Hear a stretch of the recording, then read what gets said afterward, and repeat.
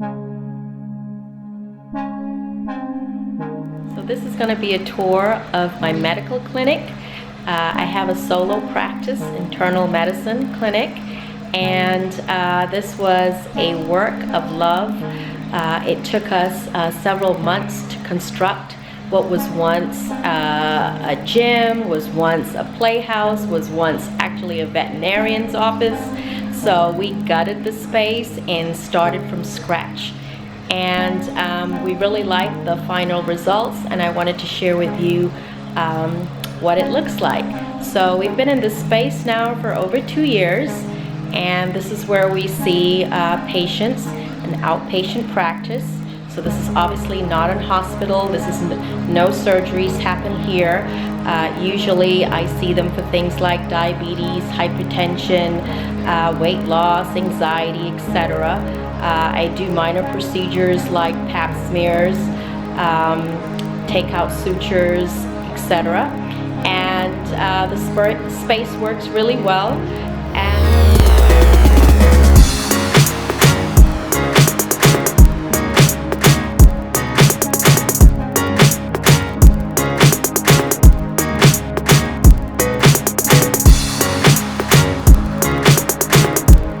So we're going to start in the lobby. The first thing you see when you come in, hopefully, is my beautiful vase of flowers. I always think it's important to have fresh flowers on a coffee table, and I love these. These remind me of spring. We have some tulips. Sit down. I have these tank in the corner, which we've had for years. It needs to be filled up. The kids usually fill it up for me. And in it I have some, it reminds me of New York City. There are the Twin Towers, the original Twin Towers, you know, before 9/11.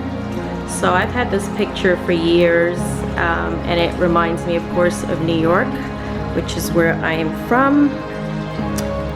We have a leather couch, a big leather couch against that wall, and if you swing this way, ample seating for the number of patients that we have. Of the wall, I have a bookcase, and patients love to go rummaging through to find books and magazines. So this is the view from the bathroom area. You can see the lobby, plain view. And also, I didn't mention we have a television here where we can actually get satellite programming, so we often come in here to watch the news later in the evening, or to watch CNN, or to watch YouTube. Anything, we can get it from here, so that's really cool. There's the reception area again, and when I call it, and this leads into a hallway. So here's the bathroom, patient bathroom, and it's wheelchair accessible, which means that the doors had to be wide enough, and it also means that we had to have wheelchair accessible toilet, and we also needed to have handlebars for patients who may have poor balance or risk of falls, or, you know, various reasons where perhaps an elderly patient may need to hold on. So the sink also needed to be wheelchair accessible, which it is. All right, so when you first come in, I'll back out a little bit. First thing you see is the garbage pail. You also will see a shelf here. And so my covers there, some floral or silk flowers. There's a mirror, there's a tissue dispenser. I also have a large picture. So this door leads into the hallway when patients are called, and the first thing we usually do is weigh them. So there's my scale, and usually most people don't want to stand on the scale because we're all, most of us, overweight, but we usually come up here, get their BMI, get their weight, and in this corner, that door leads to our office, where Kenton and I usually working on charts. He's usually working on billing and coating. And on this wall here, I have some pictures. So it's spring, we are in March, quickly going in April. And here I have an eye chart against the door that you come in through the hall. And we have a glass window for checkout. I always have some candy here at the window for patients that I've already checked their sugar, and for patients whose sugar is low because they haven't eaten. So they can usually freely help themselves. And you can see my son in the background. Against this wall here, I have all my diplomas from Cornell, when I got my license to practice in North Carolina, medical school at MUSC, residency at NYU downtown. Okay, so this is Jamie, and she is our phlebotomist. So Jamie's going to show us around her workstation. This is the lab. The patients sit here and I draw the blood, and I've got all my stuff over here. Okay, such as? Like the band-aids, the tourniquets, the gloves, the tubes that I need, and the needles. Right. And then this What's that gadget over there? Yeah, that machine. Is the centrifuge. It separates the blood and the plasma. Okay. Turns it in. Just separates it. Awesome. And then that goes to The lab. The lab. Diagnostics. Yeah. And then this is the UA for urinalysis, and then the computer to do the lab orders. Okay. And she also does some front office work for us and answers phones. And what's that been like? It's been good. It was kind of hectic at first. Right. It's juggling both. Right. I got it now. She got it right. Now she can multitask, and she can be helpful wherever she goes later in life. So tell me about yourself, Jamie. I'm 23 years old. Oh wow, she looks like a baby, doesn't she? People see her and they think like she's 10 years old, like where did we hire this kid from? But she's a grown woman. People ask me that every day, how old I am. Yeah. I have a 6-year-old daughter. Wow. I just work here 2 days a week, and Arby's 2 days a week, and I just signed back up for school. Wow, so we're really proud of her signing back for school, because we tell all the young ladies that come here, learn something, and hopefully move on to do something bigger and better. So this is my exam room 1, and this is the room I use the most. And it has a typical setup of most exam rooms you've seen. And I'm just going to go around quickly. It's not a very big room, but it's fairly large for most exam rooms. I'm going to close the door. So there's the door, and I have a small mirror on the wall with hooks so that you can easily hang up a coat or a jacket. And I also have these privacy screens so that when I'm examining patients, or if they have to take their clothes off, I usually will pull the curtain. On the wall, I have some of my favorite posters, illustrations, understanding diabetes. That's one of the most common disease in this area, and probably in much of the United States where you have obesity prevalent.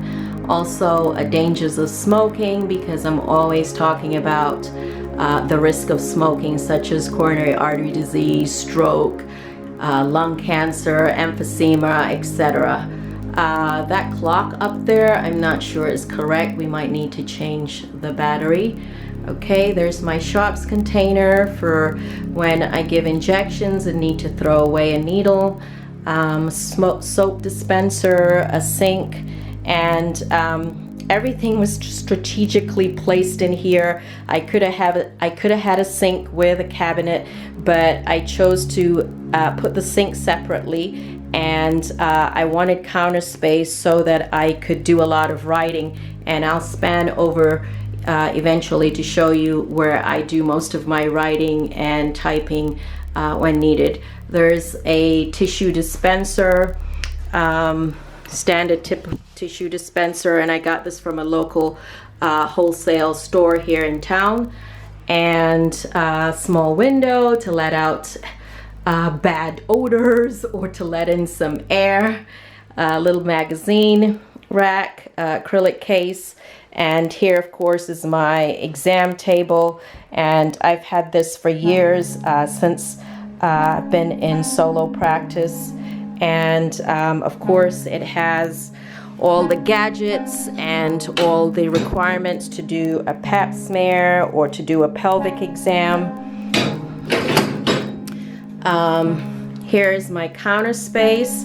So again, I said I chose not to have a sink or have the counter space with the sink attached because I like having room to write, room to add some equipment if I wanted. And so here's my digital blood pressure machine, and this is a hospital grade machine. I also have your standard tongue dispensers, cotton, gloves, my Welsh Allen temperature gauge, my pulse ox, which this comes in really handy because it's very portable and it will give me your pulse and your oxygen. Of course, I have a glucometer, one of many. We always have to check patients' finger sticks. I have my dermatology textbook. There's always something to see, and it's pretty cool and very helpful. On the wall here, and in this space I have the drug cabinet or closet or room, because it actually is a separate room with a door that can get closed, and the only people that come in here are myself, staff, and the drug reps. So drug reps will come and drop off samples, and some samples get mailed to us.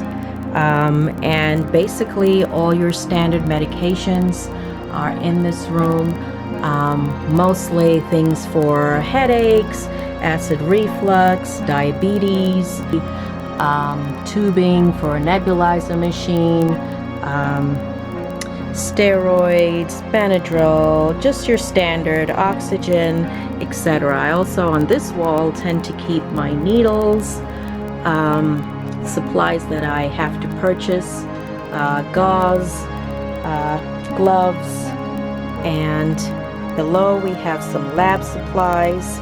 So the only thing not in this room on these shelves that we had constructed are narcotics, and I make it very public that I don't keep narcotics in this space or in this practice, because in this area we have a lot of people addicted to drugs. I hate to say it, but it's true.